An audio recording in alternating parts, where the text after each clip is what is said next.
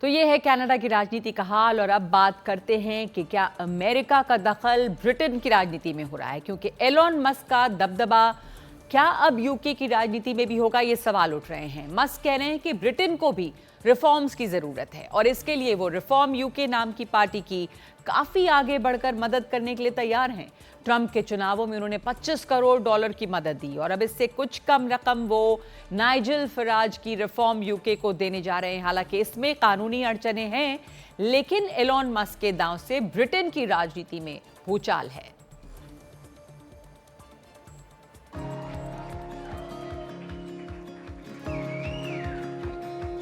America में Trump की जीत के बाद एलोन मस्क शायद ब्रिटेन में भी अपने उम्मीदवार की जीत का ख्वाब देख रहे हैं। ब्रिटेन के अगले संसदीय चुनावों में अपनी सरकार बनाने का दावा कर रहे नाइजेल फराज को मस्क का साथ मिला है। एलोन मस्क उनकी पार्टी रिफॉर्म यूके को मोटा चंदा देने की योजना बना रहे हैं।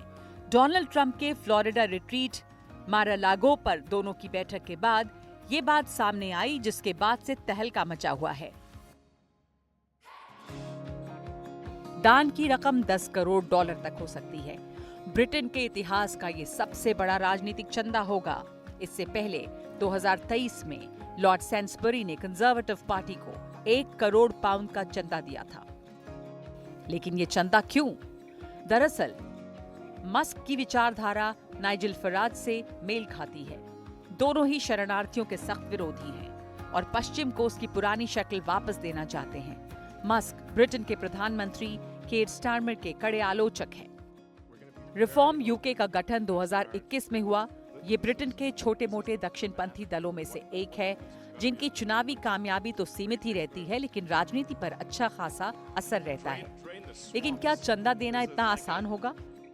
क्योंकि कोई अमेरिकी इस तरह से ब्रिटेन के राजनीतिक दलों को चंदा नहीं दे सकता। दूसरी तरफ ब्रिटेन में चुनाव खर्च को लेकर कड़े नियम हैं।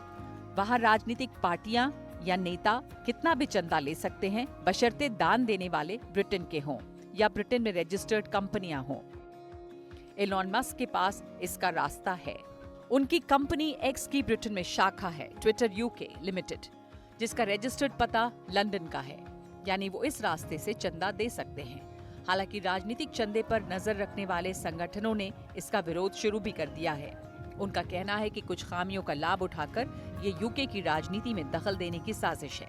लेकिन एलोन मस्क का इतिहास कहता है कि वो लड़कर अड़कर अपनी बात मनवाने के आदी हैं। क्या अब इस मामले में भी मस्क कामयाब होंगे?